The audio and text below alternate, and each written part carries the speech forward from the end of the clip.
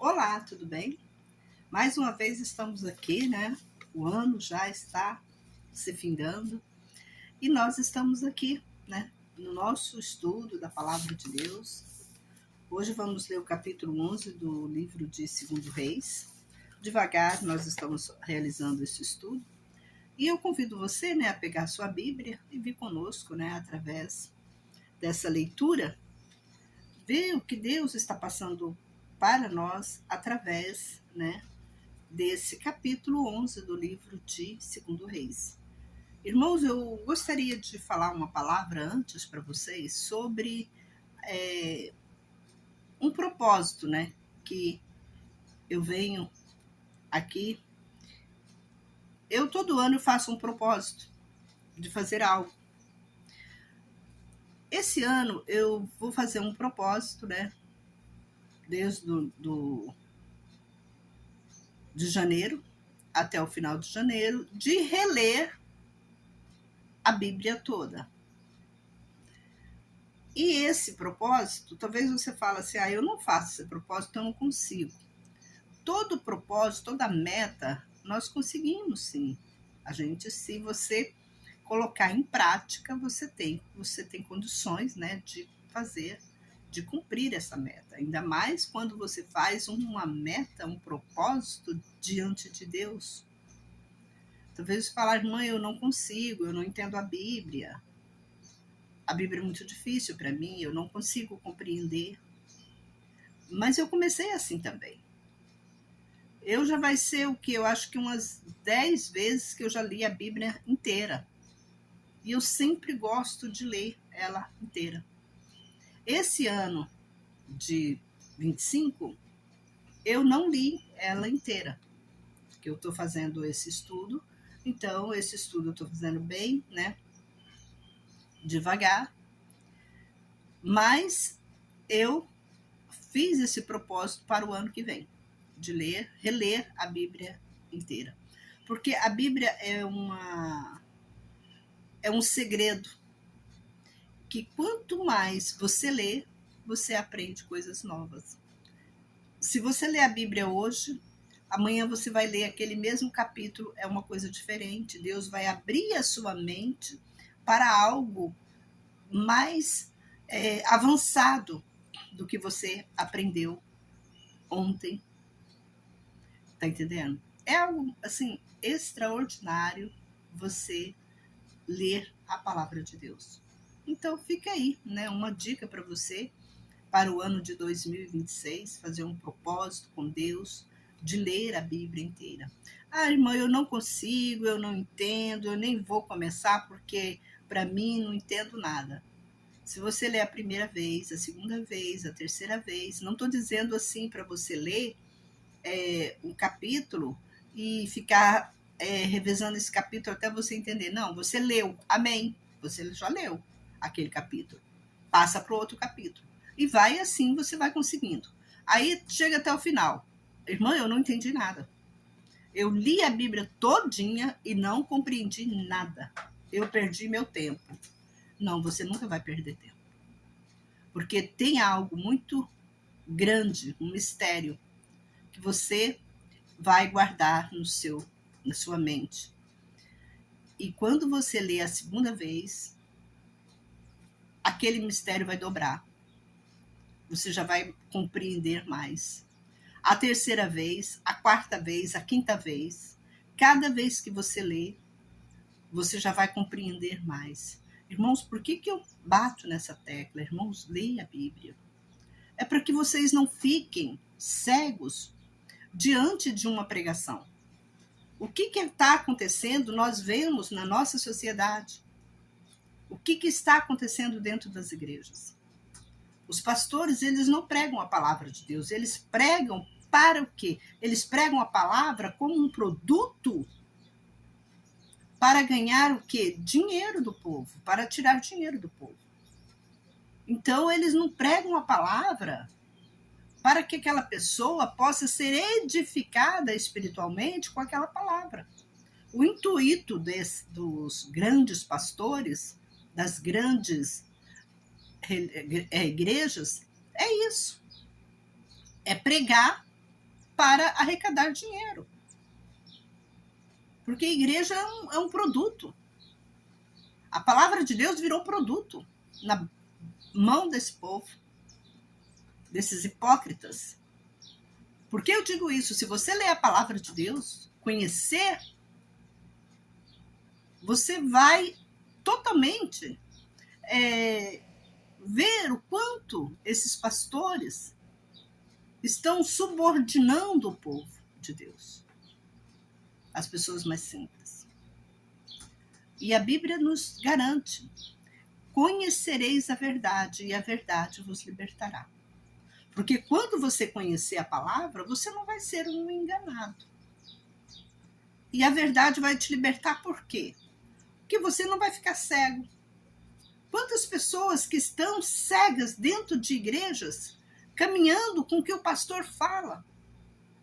Elas, irmão, eu leio lá na igreja, lá quando ele abre a Bíblia, ele fala, vamos ler tal livro, eu leio aquele livro junto com ele, ele faz a pregação. Meu pastor não é assim. Meu pastor, ele fala direitinho o que está na Bíblia. A senhora é linguaruda, a senhora fala demais. Só que, quando você conhece a palavra de Deus, você vai ver que o pastor está jogando. Ele joga um versículo aqui, joga um versículo ali, aí aquele versículo que ele fala, casa direitinho para que você possa, né? Como você possa comer o prato que ele está te servindo. Aí você come aquele prato, um prato todo envenenado, você segue a sua vida toda torta diante de Deus, e você pergunta: onde eu estou errando? Eu pago dízimo, eu dou oferta, eu faço isso, eu faço aquilo. Mas a sua vida espiritualmente está toda torta. Não é uma vida abençoada. É uma vida amaldiçoada. Você, às vezes, quando nós estamos chegando no Natal, talvez você ainda não tenha sua casa própria, seu carro próprio, um emprego bom, você vive ganhando salarinho de governo. E aí? Você acha que você é abençoada? Você acha que isso é bênção? É ficar pegando as migalhas do povo? Não é bênção, alguma coisa está errada. Mas por que está errado? Porque você não está seguindo a Deus conforme os mandamentos dele. Está entendendo? Igreja nenhuma vai te ensinar você a andar na presença de Deus. Eles ensinam você a fazer a vontade deles. A pagar dízimo, ofertas, a ser obediente com eles, ser cego, né? Cego espiritualmente. Eu vejo pessoas gastando o que elas não têm com o pastor, dar presente para o pastor. Coisas que elas nem têm dinheiro para isso, elas gastam dinheiro com o pastor. Pastor para elas é Deus. Às vezes o pastor não dá nem bom dia para elas quando vê na rua. Talvez o pastor nunca foi na casa delas, nunca perguntou, nunca fez uma ligação. Ô, minha irmã, como você está? Você está precisando de alguma coisa? Mas, não, eu tenho que comprar um presente para o pastor. Meu pastor é maravilhoso. O pastor seu, às vezes, nem fica o dia inteiro na igreja. Mas pastor nenhum fica, irmã, o dia inteiro na igreja. Pois é, mas ele deveria ficar. Porque ele é assalariado da igreja. Ele ganha bem para ficar lá. A igreja era para ter porta aberta o dia todo. A igreja deveria ser, assim, um hospital espiritual. Como eu digo, um hospital espiritual está ali. Se a pessoa está com algum problema mentalmente espiritual, ela vai na igreja, o pastor ora. Ali ela ora. Talvez muita gente não tenha condições de orar em casa. Mas como no dia a dia eu vou para a igreja orar porque eu encontro as portas do templo fechadas? Não está abertas. Mas o pastor está ganhando. Onde que está o pastor? O pastor só aparece na igreja dia de domingo. Não é isso? Dia de domingo ele está lá todo engravatadinho com o seu carro zero do ano, né? Porque eles andam só com carro zero do ano. Eles trocam carro como troca de roupa. E você ainda acha que tem algum... eu tenho que dar um presente pro pastor, é final de ano, vou comprar uma cesta, vou fazer isso, fazer aquilo. É aniversário do pastor, é aniversário do casamento do pastor, é aniversário da mulher do pastor, é aniversário disso. Trata o pastor como se ele fosse um Deus. O pastor não está fazendo mais do que a obrigação dele, e eles nem fazem a obrigação deles, que era para quê? Para ficar dentro do templo. Eles recebem um salário, 24 horas. Tem que estar lá dentro da igreja, pelo menos durante o dia, né? Para auxiliar os irmãos da igreja. Mas eu pergunto para você, o seu pastor fica lá? Se você quiser falar com o seu pastor agora, talvez nem o número do celular do seu pastor você sabe, para conversar com ele. Talvez nem o número do celular dele você tem, para ter uma conversa com ele, pedir uma oração, pedir um conselho. Por quê? Porque ele não quer, ele quer você distante. Quanto mais distante, ele quer você no sentido de você pedir ajuda para ele. Mas quando ele pede ajuda para você, ele quer você bem pertinho dele. Porque aí é o momento dele receber. Ele só quer receber.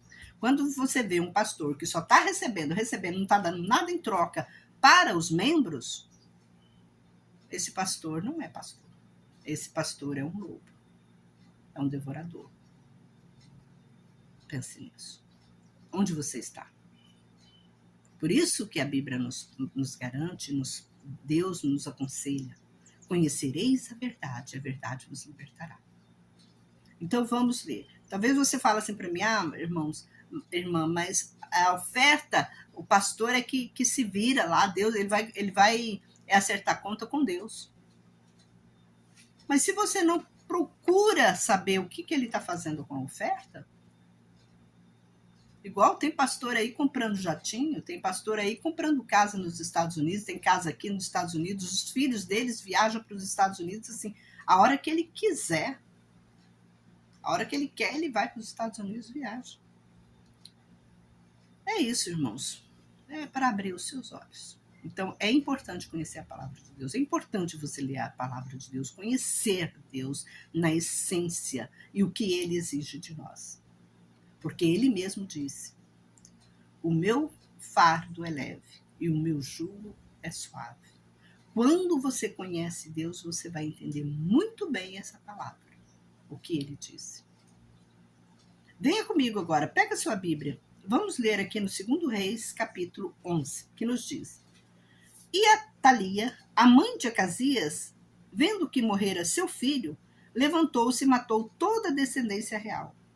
E furtou Joseba, filha do rei Jorão, irmã de Acasias, a Joás, filho de Acasias, dentre os filhos do rei, daqueles que foram mortos, ele com sua ama na recâmara, e esconderam-nos da face de Atalia, e não foi morto. E esteve com ela na casa de Deus, escondido por 6 anos, e Atalia reinava sobre a terra. No 7º ano enviou Jeoiada e mandou vir os ministros do Sem, os caritas e os guardas, e os trouxe à casa de Deus e fez com eles uma aliança e os fez jurar na casa de Deus. Mostrou-lhe o filho do rei e ordenou-lhe dizendo: isto é o que fareis. A terça parte de vós virá no sábado e guardareis a casa do rei. E a outra terça parte ficará no portão de Sur, e a outra terça parte do portão atrás do quartel, e fareis a guarda à casa. E as 2 partes de vós, todos os que saírem no sábado, guardarão a casa de Deus para o rei. E rodeareis o rei, cada homem com suas armas na mão, e quem entrar nas redondezas morrerá. E entrareis com o rei em sua saída e em sua entrada.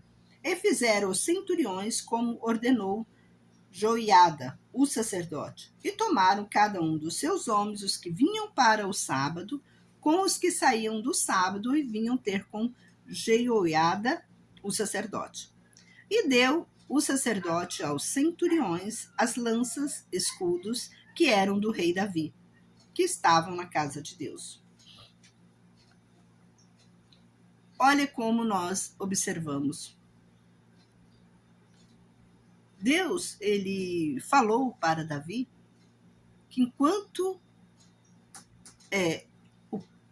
a descendência de Davi estava no caminho de Deus, Deus iria abençoar, né, a casa de Davi. Mas quando eles abandonassem Deus, Deus iria castigar. E assim sucedeu. Talvez se falar, mas Deus é um Deus ruim.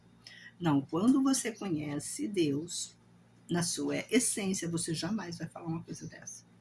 Por isso que é bom a gente ter intimidade, né, com Deus, o que Ele fez, o que Ele faz, o que Ele mandou nós obedecermos. E aqui fala, e deu aos sacerdotes Antonias lanças, escudos, que era da casa do rei Davi, que estava na casa de Deus. E ficaram em pé ao torno do rei, cada homem com suas armas na mão, desde o lado direito da casa ao lado esquerdo da casa, ao longo do altar e da casa. E apresentaram o filho do rei, e pôs-lhe a coroa, e deu testemunho, e o fizeram rei, e ungiram e bateram palmas, e disse, viva o rei! E ouviu Atalia a voz do clamor do povo, e veio na casa de Deus. Olhou, e eis que o rei estava junto à coluna, como costume, e os capitães, e as trombetas perto do rei. Todo o povo da terra estava alegre e tocava trombeta. E rasgou Atalia suas vestes e gritou, traição, traição. E ordenou Jeoiada, o sacerdote, aos centuriões, comandante do exército, e disse-lhe, tirai-a da casa para os campos. Quem seguir-la, matai a espada. Porque disse o sacerdote, não a matareis na casa de Deus. E lançaram mão dela, e eis que foi pelo caminho da entrada dos cavalos, junto à casa do rei, e ali morreu. E fez Joiada aliança entre Deus e entre o rei e entre o povo, para serem um povo para Deus, e fez aliança, e o rei e o povo. E veio todo o povo da terra à casa de Baal, e destruíram o altar, suas imagens, e quebraram completamente, e a Matã, sacerdote de Baal, mataram diante dos altares. E pôs o sacerdote tropas sobre a casa de Deus. E tomou os centuriões, os caritas, os da guarda, e todo o povo da terra, e conduziram o rei à casa de Deus, e foram pelo caminho do portão da guarda da casa do rei, e assentou sobre o trono do rei. E alegrou-se todo o povo da terra, a cidade ficou em paz. E Atalia mataram a espada na casa do rei. Tinha 7 anos Joás quando começou a reinar. Agora você observa, qual era a intenção de Atalia, né? Segurar o filho do rei. O filho do rei, o Joás, era um escudo para ela. E quem estava governando Israel nessa época era Atalia. Só que ela mesma caiu em contradição com ela mesma, porque o que ela fez? Ela enviou, né, o povo para falar, né, que ela tinha, né, o filho do rei, que ela estava na frente, né, ela colocou como se ela fosse até a mãe, né, de Joás. E o sacerdote Joiada percebeu a astúcia da Atalia e tirou ela do caminho. Matou ela. Vamos ver, essa mulher está com má intenção. O rei tem que ser ungido. Não interessa se ele é criança ou não. Ele é descendência de Davi. Aí eles fizeram, né, mataram Atalia e colocaram Joás como para reinar, né, com eles. Aí vamos continuar aqui no versículo 12. No 7º ano de Jeú, reinou Joás. 40 anos reinou em Jerusalém, e o nome de sua mãe era Zíbia, de Berseba. E fez Joás o que era correto aos olhos de Deus todos os dias em que instruíra Joiada ao sacerdote. quem instruiu? Atalia, ela queria, né, distanciar, né, o povo, porque ela queria que o povo adorasse Baal. Tanto que o sacerdote Joiada foi lá, destruiu, né, o templo de Baal, onde Atalia, né, e Atalia queria, né, colocar o rei para governar, né, no templo de Baal. E Joiada não aceitou isso. E a Bíblia fala que Joiada, ele instruiu, né, Joás a andar no caminho de Deus. Vamos continuar. Unicamente os altos não foram tirados, o povo levantava altares e queimava incenso dos altos. Disse Joás ao sacerdote: toda a prata das coisas sagradas que trouxeram à casa de Deus, a saber, a prata oferecida no templo pelos que passam, a prata que se oferece pelos votos pessoais, e toda a prata que cada homem trouxer voluntariamente à casa de Deus, tomem-na o sacerdote das mãos dos seus conhecidos, e eles reparem os estragos da casa e tudo o que acharem para ser reparado. É o que eu falei com vocês. Quando nós conhecemos a verdade, o que acontece? Nós temos que seguir a verdade. Aqui Joiada viu que Atalia estava de má intenção. O povo não enxergava.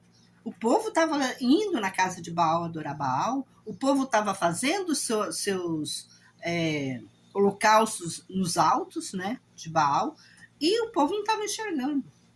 Aí vem Joiada, que tinha conhecimento da palavra de Deus, ele falou, não, isso está errado. Vamos consertar isso.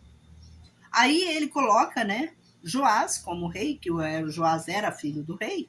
Então ele coloca Joás. Joás começou, a Bíblia fala que ele reinou 40 anos.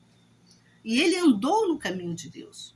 E você observa aqui que ele manda, né, dar ordem para Joiadas, pedir que o povo leve a prata, leva o ouro que eles têm para reparar a casa de Deus. E vamos continuar. E aconteceu que no 23º ano do rei Joás, não fizeram os sacerdotes reparo da casa. Olha só. E chamou o rei a Joiada, o sacerdote, e os demais sacerdotes, disse-lhe: por que não reparais os estragos da casa? A partir de agora não recebais prata das mãos dos vossos conhecidos, mas para o reparo da casa a darão. E concordaram os sacerdotes de não tomarem a prata do povo e não mais de reparar a casa. E pegou Jeoiada,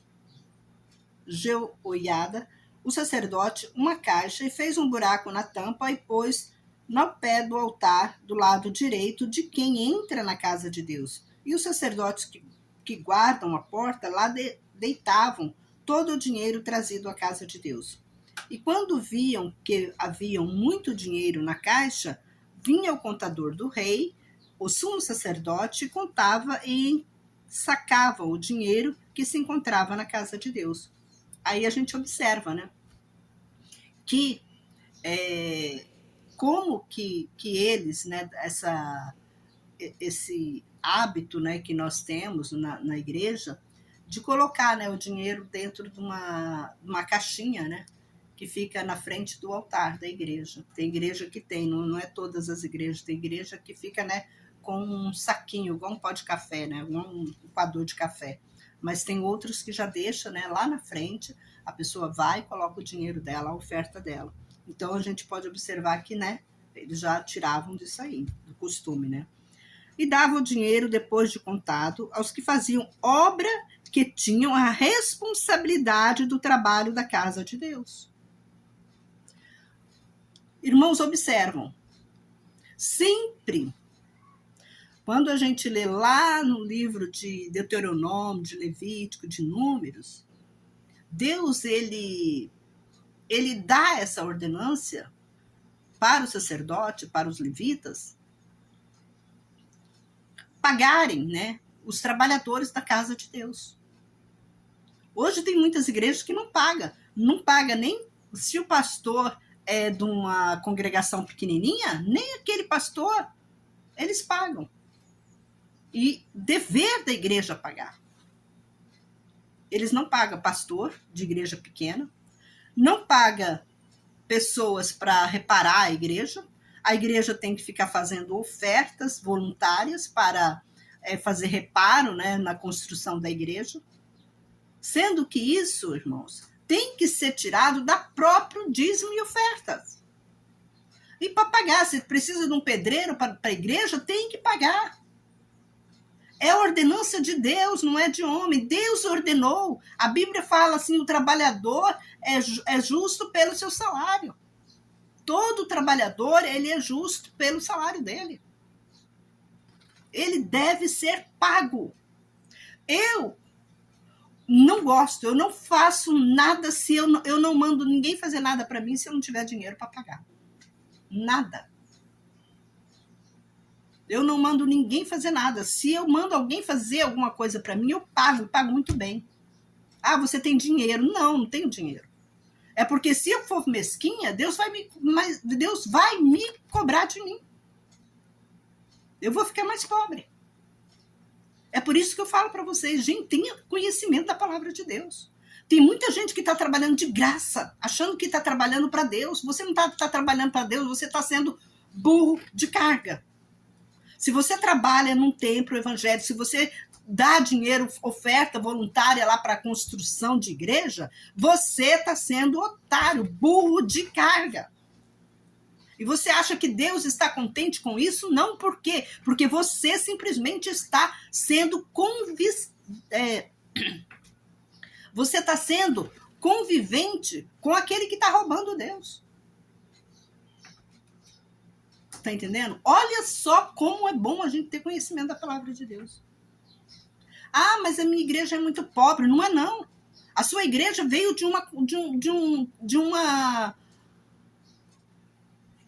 uma matriz muito grande. A sua igreja é apenas uma filial. Mas a matriz da sua igreja tem dinheiro. Porque todo o dinheiro que é arrecadado na sua igreja vai para a matriz. E a matriz, e o que o pastor está fazendo com esse dinheiro lá na matriz? Está comprando um jatinho para ele andar para cima e para baixo, trocando carro novo todo ano, se não trocar de 3 em 3 meses, né? Anda com terno importado, a esposa dele anda com cabelo lindo, maravilhoso, enquanto você anda de chinelo de dedo. E o pastor vai na sua igreja, está lá presente quando você precisa. Por acaso você sabe o número do telefone do seu pastor quando você quiser falar com ele? Você está entendendo? Gente, abre os olhos. Deixa de ficar dormindo. Isso aqui é bíblico. Olha só. E davam o dinheiro depois de contado. Isso aqui eu estou lendo em 2 Reis, capítulo 12, tá? 11. Você não ouve essa leitura aqui na igreja, não. Pastor, quando vê essa leitura, ele passa longe. Não vou ler isso aqui, não. Deus me livre. Deus me livre. Isso aqui fecha a Bíblia. Tanto que muitos pastores não lêem o Antigo Testamento. Por quê? Porque o Antigo Testamento tem ordenança de Deus. É só chibatada para pastor. É só chibatada. E eles não gostam de chibatada. Olha aqui, e davam o dinheiro depois de contados que faziam obra, que tinham a responsabilidade do trabalho da casa de Deus.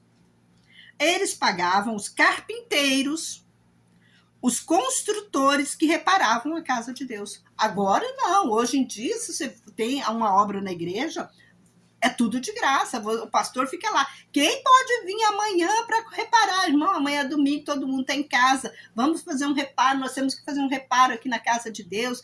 Traga um saco de cimento, vem para cá para gente. Irmãs, vocês trazem aí pão para dar para os irmãos. É assim. Mas de noite está lá o pastor de gravatinha bonito, lindo, maravilhoso, pedindo o seu dízimo e oferta de novo. E você, o que você está fazendo? Glória a Deus. Glória a Deus. Tudo que o pastor fala, glória a Deus. Glória a Deus. É assim que você está servindo a Deus? Concordando com tudo que o pastor fala?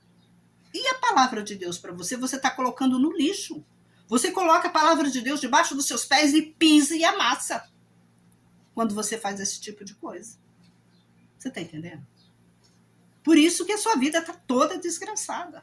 Porque você está obedecendo ordem de pastor. Você não está obedecendo, você está obedecendo ordem de homens e não de Deus. Aos pedreiros, aos entalhadores de pedras, para comprar madeira, pedras lavradas, para reparar os estragos na casa de Deus e tudo que gastavam para reparar a casa. Porém, do dinheiro trazido à casa de Deus não foram feitas taças de prata, nem espivadeiras, nem bacias, nem trombetas, nem vasos de ouro, nem de prata para a casa de Deus, pois se dava aos que faziam o trabalho de reparo da casa de Deus. E não se pediam conta aos homens em cujas mãos entregavam a prata, o ouro para pagar os que faziam a obra, porque agiam com fidelidade. O dinheiro do sacrifício pela culpa, o dinheiro do sacrifício pelos pecados, não se trazia à casa de Deus, era dos sacerdotes. Então, talvez você fale, então, que dinheiro que eles traziam? Eram as ofertas voluntárias. Eram as ofertas voluntárias. Então subiu Hazael, rei da Síria, e guerreou contra Gate e a tomou, pois Hazael seu rosto contra Jerusalém. E pegou Joás, rei de Judá, todas as coisas sagradas que Josafá, Jorão e Acasias, seus pais, reis de Judá, tinham consagrado, e todo o ouro que se encontrava nos tesouros da casa de Deus e da casa do rei, e mandou Hazael, rei da Síria, e este retirou-se de Jerusalém.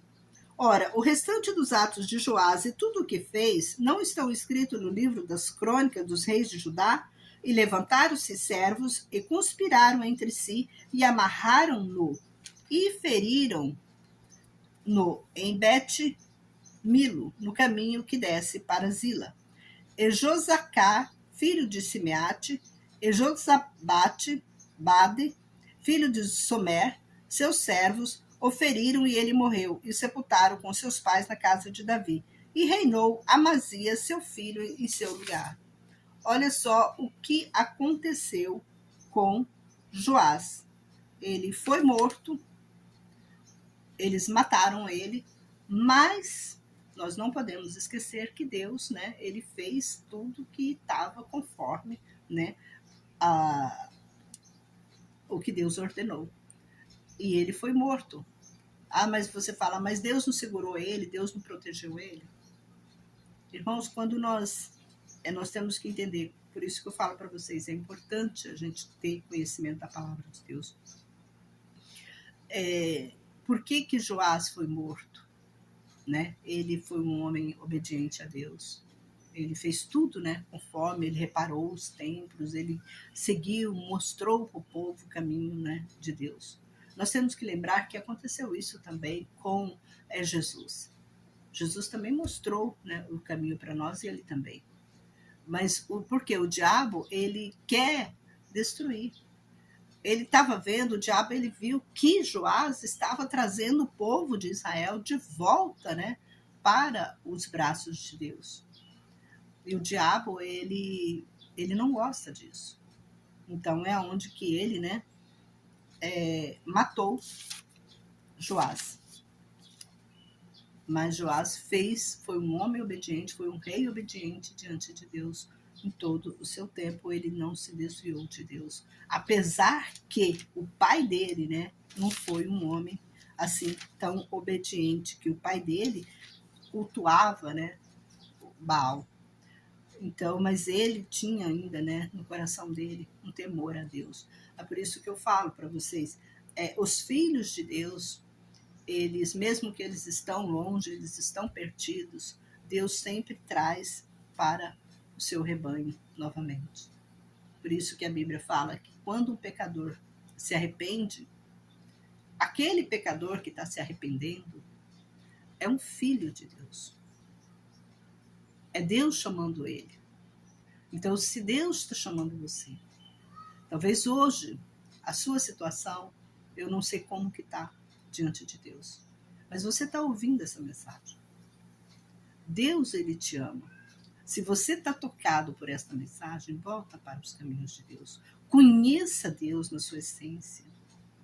É maravilhoso quando nós conhecemos Deus na essência. A gente aprende, a gente tem vida, e vida em abundante, é o que ele fala para nós. Ele dá amparo para aqueles que andam na presença dele. Tanto que se você pegar a Bíblia agora e ler lá no Salmo 91, né, onde fala que... Vamos ler lá no Salmo 91. Eu vou ler para vocês. Que fala assim: aquele que habita, né, no esconderijo do Altíssimo. Olha só, Salmo 91. Aquele que habita no lugar secreto do Altíssimo descansará à sombra do Todo-Poderoso. Aonde é o lugar secreto? É o coração de Deus. É quando você está andando na presença de Deus, você está fazendo o que Deus está ordenando. Porque o próprio Deus, ele exige de nós: obediência quero e não sacrifício.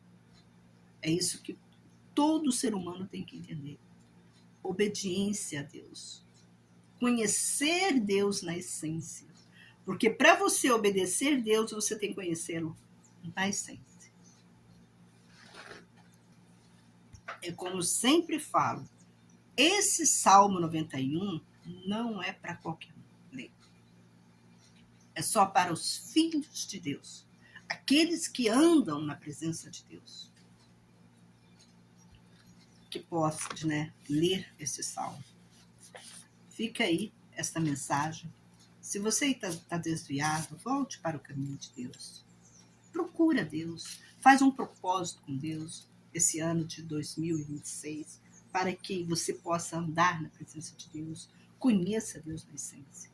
É um conselho que eu falo para você, um conselho divino, que você vai enxergar coisas que você achava que era normal dentro do tempo evangélico. Você vai ficar horrorizado quando você conhecer Deus e ver na prática o que os seus pastores estão passando para vocês. Vocês vão ficar horrorizados quando vocês estiverem lendo a palavra de Deus na essência, conhecendo Deus na essência e vendo o que os pastores estão fazendo. Por isso que a Bíblia nos diz, de novo eu vou falar: conhecereis a verdade e a verdade vos libertará. Irmãos, um forte abraço a todos vocês, que Deus abençoe. E um conselho: se você está desviado, volte para o caminho de Deus o mais rápido possível, para que Deus venha abençoar você e toda a sua família. Um forte abraço e até o próximo vídeo, se assim Deus nos permitir.